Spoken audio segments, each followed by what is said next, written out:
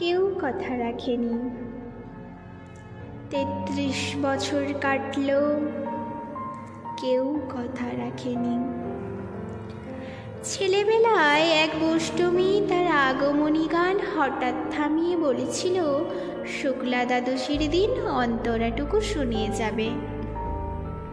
তারপর কত চন্দ্রভুক অমাবস্যা এসে চলে গেল, কিন্তু সেই অষ্টমী আর এলো না। 25 বছর প্রতীক্ষায় আছি। মামা বাড়ির মাঝি নাদের আলী বলেছিল, বড় হও দাদা ঠাকুর, তোমাকে আমি 3 প্রহরের বিল দেখাতে নিয়ে যাব, যেখানে পদ্ম ফুলের মাথায় সাপ আর ভ্রমর খেলা করে।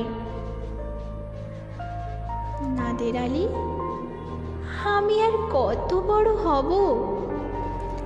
আমার মাথা এই ঘরের ছাদ পুড়ে আকাশ স্পর্শ করলে তারপর তুমি আমায় 3 প্রহরের বিল দেখাবে?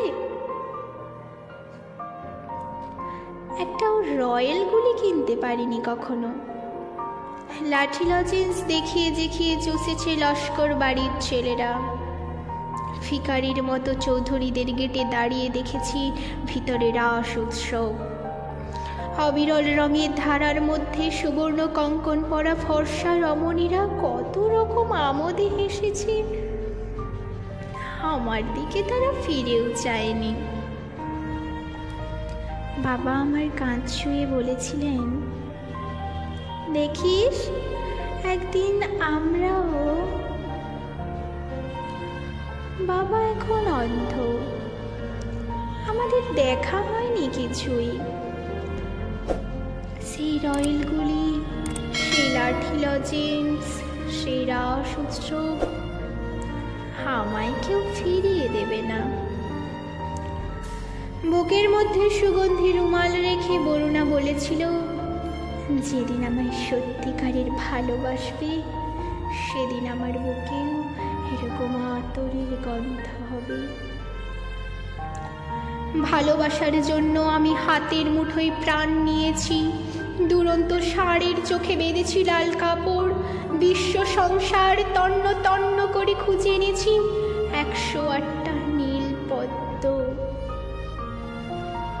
তবু কথা রাখেনি বরুণা। এখন তার বুকে শুধুই মাংসের গন্ধ। এখন সে যে কোনো নারী। কেউ কথা রাখেনি।